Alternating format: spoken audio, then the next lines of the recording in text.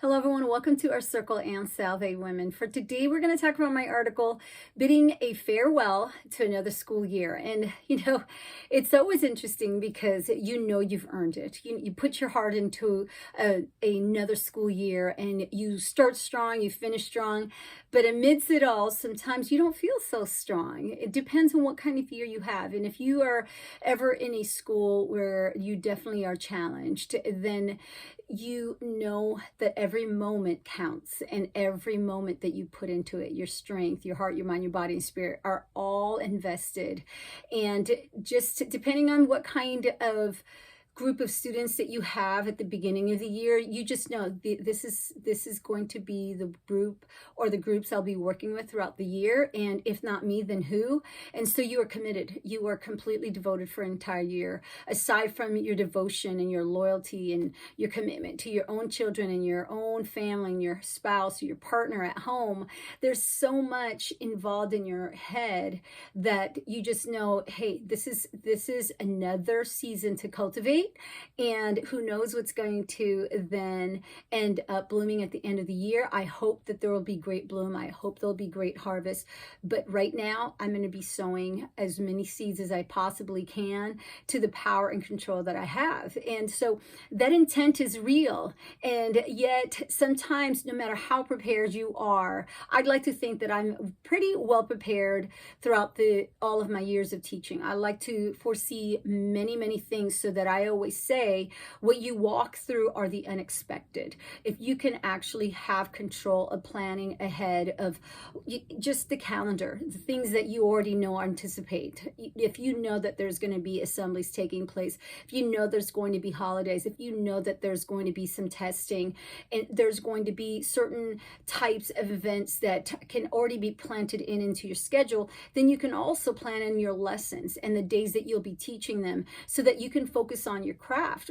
And then anything in addition to that is what your day is going to be. And so being a middle school teacher, and I'm sure for those of you elementary and high school and perhaps also in college, you know that there are times where you're just dealing with a situation that may arise that you definitely didn't even anticipate that would ever occur. And so those are the moments that you have to prepare for. And no matter what, in all my years of teaching, as I've said, I've come to really arrive now is, I'm not an amazing teacher. I just have amazing students. And again, that's not to null and void certain students that may not be so amazing and basically in majority of the time behavior, because if you're willing to learn, then I am being able to teach and we are able to then cultivate together into whatever spectacular events we want from it all. Whatever the learning may be, we can arise to a really great level of learning and enrichment. And sometimes, you fall into some groups of students or maybe an individual. Sometimes it only takes one. Honestly, we know how it is when you're gardening, and you may have one that could cause all of a sudden a great challenge on how to move around it or how to work with it, because you don't want to necessarily think to yourself, well, I'm just going to get rid of it. That's not what you are as a teacher. You don't want to just say, oh, if I could just do away with that one. It's honestly saying, what can I do to work with this one? Because this one deserves just as much to flourish, to bloom, and to really evolve into their greatness at the end of the year as much as you can. And so day one, you're already thinking, okay, I'm going to have to work with this one a little bit more than others. And unfortunately, that is the one that will require most of your energy. And in the back of your head, you're thankful for all the other ones who have already understood their level of just being able to learn and being able to walk into a classroom and do exactly just the basic foundations of how to come in and engage and know how to run yourself in a classroom setting. And yet there are those that struggle. They're walking in heavy. They're having a bad day. I mean, if you're a middle school teacher, you can definitely relate to that. And they want you to carry their heaviness. And they may not even know that there's so much of their energy that is unwanted, that is unnecessary, that is unneeded. And it's not they that are being unwanted. It's that that learning is is now being taken away because of that energy that has walked in. And so you're having to deal with that. And, you do these sometimes on a daily basis, and you get to a point where then you are drained. I can't imagine someone who's having to cultivate every day, and you know that you're waiting for some sunshine and sunshine has not come in, or the opposite, you've got a lot of sunshine but no rain, and you need just these specifics to make everything work, and there's something missing, and yet there's faith in you, there's hope in you, there's all this devotion, all of these things that are coming up inside that makes you go, okay, I just need to keep strengthening myself and really showing up every day to cultivate and making sure that at the end of it all, if I do my part, whatever's within my control, then I at least give it everything I've got.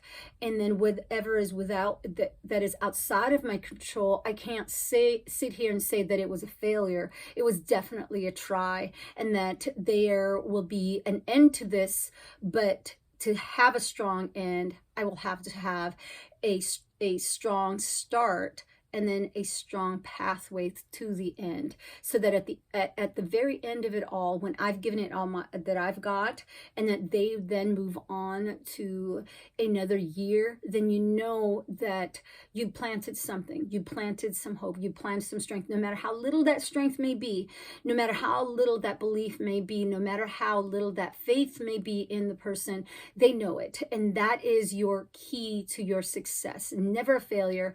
I would never ever admit to a failure, because a child to me is not a failure. They're a work in progress. I mean, look at you. You are not a failure. You are somebody that is just still trying to get it right. We're all getting to that part of us, that masterpiece that just needs to be molded. And sometimes it takes a little bit of a lot more tweaks than others who may have already arrived at that for whatever reason. Everyone's a different character. Everyone's a different makeup. But we know that there are some that they're the abstract art rather than just the linear and very straightforward lines. And so that is the piece as a teacher, where sometimes you find that there's people who tease you and say, oh, you're so lucky, or you're a little bit spoiled, or that, you say that school and teaching is so hard, but really you guys get all these holidays off, you get all these days off, and then you get your summers off. And I always respectfully have really come to respond with that, where, in a facetious way, but yet, of course, semi-joking, where it's like, they only give us these days so that we come back. And then now going into my summer break, I tell you, waving to the students and knowing that some of them will not be returning, at least as your own students. I always say, always your teacher, because you know that you put something in there. You know that you planted some good memory, regardless of how many may have been struggling ones. You put in a praise in there. You put in I know you're trying. I know that the day's not going so well, but we're on the same team, and so forth. And when you were a child, you have to remember, you pushed, you tested, and you want them to say, well, I gave up on you, I don't believe in you, or you want them to say those things so you can say, aha, I knew it all along. And that's not the case. You really have to work at letting them know, we're having a really strong moment right now. We're having a very strong, challenging moment. And I still remember one of my students that would say, you make me feel this way. And as soon as my student had said that to me, it taught me something. As a teacher, you're always growing. And I have since, when the student, now full-grown adult, has come back and said, you're always my favorite teacher, thank you so much. And you're completely surprised, because you're thinking, how could that be? We bumped heads, and yet I had to return back and say, the one thing that you taught me is the words when you said, I feel as if, because then I realized that everyone has an emotion. It's not just what you're thinking, it's not just what you're knowing, it's not what you're just seeing or hearing, but really how you're feeling. And as soon as my student had said that one time when we were bumping heads, I realized that this isn't always about me. This is not about me creating structure for a classroom and that the organization is beautiful, however I planned it to be. But a pretty picnic is going to have its rainy weathers. And if someone's coming in with some rain, you're going to have to deal with that, because that's what they're asking is help me to carry some of this heaviness. And so there are times where you just have to stop for a moment and go, okay, we're going to address this. Obviously, you want me to see you. Obviously, you want me to hear you. What's going on? And sometimes that's all it is you can turn around to students saying, are you good? Everything okay? And as soon as they say, they're processing that, yeah, I'm okay. That's all they needed to hear. And as a parent, it's a lot more difficult, right? Because you're wanting to fix your child. You're wanting them to take away some of their heaviness right now. And you're wanting to be that solution because you feel like you can invest more time at home. And, they don't realize that you stay up at night thinking about some solutions. And yet your solutions may not be what they want to hear. They may think that you have the worst solutions of all, and that's not what they want. And so of course sometimes they want the easy road, and they're going to be listening to the people that say, just quit now, just don't do that, do this instead, it'll be a shorter road, you'll get more benefits from doing it this way, not realizing that you have already seen their future. You already know what they could arrive to or what they may not arrive to. And shorter routes don't always mean the greatest routes, but with students you only have a few moments with them. And so you have to be very careful of what you plant. And the only thing that you can honestly always plant in them is your belief in them. Because aside from that, you can't sit here and think, well, I'll have a few more years with this person, or that, I can talk to them tonight, or I can talk to them for a few more hours. Sometimes you only have a few minutes because the learning has to continue. And, if you're teaching math like I am, and when I used to teach language arts, there are things where, I could be spending a little bit more time in this, but I am not your counselor. All I am is your uplifter for the moment. And I'm going to praise you. I'm going to say, you know what, life is happening obviously right now, but we also know how to move forward and set that aside so that we can learn. And then at the end, if you need to talk to someone, please do. Or if you feel like you need to write me something, I have a Dropbox on my desk, please do. And I've had students that have done that, and so, yeah, those are the moments where you really feel like you're being tried to a point where every day you say to yourself, can I take it another day? Can I take it another day? And you look in the mirror and you're already thinking, when you're definitely defining how your day is going to be, even when you're laying down after you've said your prayers and after you said your thank yous for another day, and you re-strengthen yourself, all of a sudden you feel this pullback sometimes where you're trying to be at a 10, but then you're feeling like you're a 7 getting started because you're already anticipating, man, that class period is going to wear me out today. And then there's that voice that says, if not you, then who? And that's what gets you up. That makes you go, okay, I'm going to make it another day. And another day could be worse than the day before. But then that's what keeps you going, is you say to yourself, there's no one else. There's no one else that could do what I have to do to believe in these children. And so when people, joke about or have something to say about days off, I say to myself, listen, I've cultivated, I've sowed, I've watered, and there are times when the light is beaming inside classroom and it's beautiful. And it's just this incredible feeling of knowing that there's growth that's happening. But then there are dark times. And those dark times are the days where you go, just a little bit more, just a little bit more, just a little bit more. And when you get days off, sometimes your weekends are just your sleep times, your rest times. And it's enough time for you to take a look and appreciate your family. And sometimes you have to take them for granted because all you've got is the little pieces to keep moving on and just to rest so that you can make it to the Monday and then do it again. And you raise your own children to be strong. You raise your spouse, your partner to understand you and know, hey, right now, I really don't have anything to say that is remarkable. I'm just all mush, and I'm just going to be doing all the listening throughout this weekend, and I'm just going to take it all in because I have to prepare myself for my front lines in teaching. And I know that people militarily would, there's no comparison to people who fight for your freedom.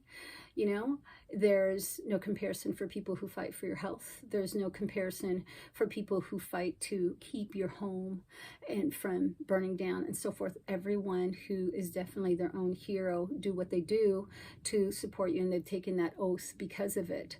But as a teacher, it's a different world, you know, and so it's not as if you're asking, we don't even get like, you know, the teacher discounts and everything, you know, and you know it. You just know there's just so many of us out there, and there's this gratitude from within that, you know, you do your part and you don't need anyone to acknowledge it or recognize it. And so you're walking around thinking to yourself, well, it's because no one truly will understand that.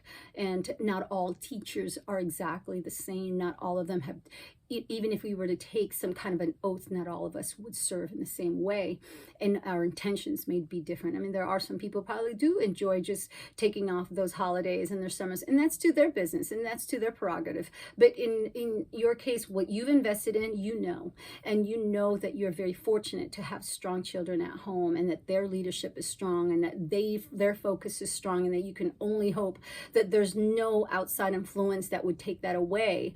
And especially with your spouse, that you're thankful for the partnership, you're thankful for the strength that they give you, and the belief that you have for yourself, they can understand, and that they carry it on with you, and that they appreciate you just as much for your strength, because that's everything you need to then go to school and say to yourself, you know what, this is why I can do this, is because I know that it's within me to pass that on to you. And this is important for you to know, that you will then arrive to your path of whatever it may be to find you that journey. And I really hope that I've given you some shortcuts by just believing in you, just by putting that faith in you and being on your team, and making you understand that all this, sometimes it's, you know, unnecessary, doesn't need to be there. You just need to focus on being the best you can be, and let the things go that you have no control of, so that you can not be distracted from your own successes. So when you get to that summer and you're waving, I joke around because, you know, other people giggle when I say, I'm really saying to myself, like I can't remember everything that this Snoop Dogg has stated, but is it his real name, Curtis? I'm not sure. But I love the fact that you can say, you know, I want to thank me for believing in me. I mean, those are things that I am comedic about, because deep inside, I'm like, I have earned this, and I've given you my all, and I'm going to my summers, and I'm going to enjoy seeing the lovely faces of my children and my husband, you know, and I'm going to just soak into this summer, because I know when I get back, I will yet face another challenge, and it doesn't matter what anyone thinks. And, you know, because by September, then when we start to see, sometimes, I know some teachers can relate, that all of a sudden you're looking for your next day off, because when you see what you have to face for the year, you just know, there's my challenge, and I'm still going to be here for another year and another year and so forth, till the end of time, when it's time to move on to other things. So with that said, I just want everyone to know that our summers are earned, and they are much needed breaks. And I will take mine with grace. I will take mine with grace. I will take mine with much awaited, just hopes that everything will go slow. And I tell everyone this, that, you know, I can really immerse in the energy that I need to revive, to rejuvenate, to just really get going again and recapture the good times, to look back, so that will feed me into the new year, and then there I will go again. But in the meanwhile, hopefully everyone really has a great summer, and no matter what days you have, what moments you have to rest, know that you are invested in what you believe in, and that your passion is there, and someone is counting on you to never ever give up, because even though it may not be a direct message to them, your actions speak louder than words.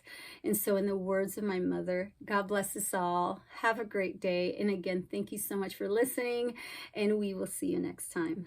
At the marina.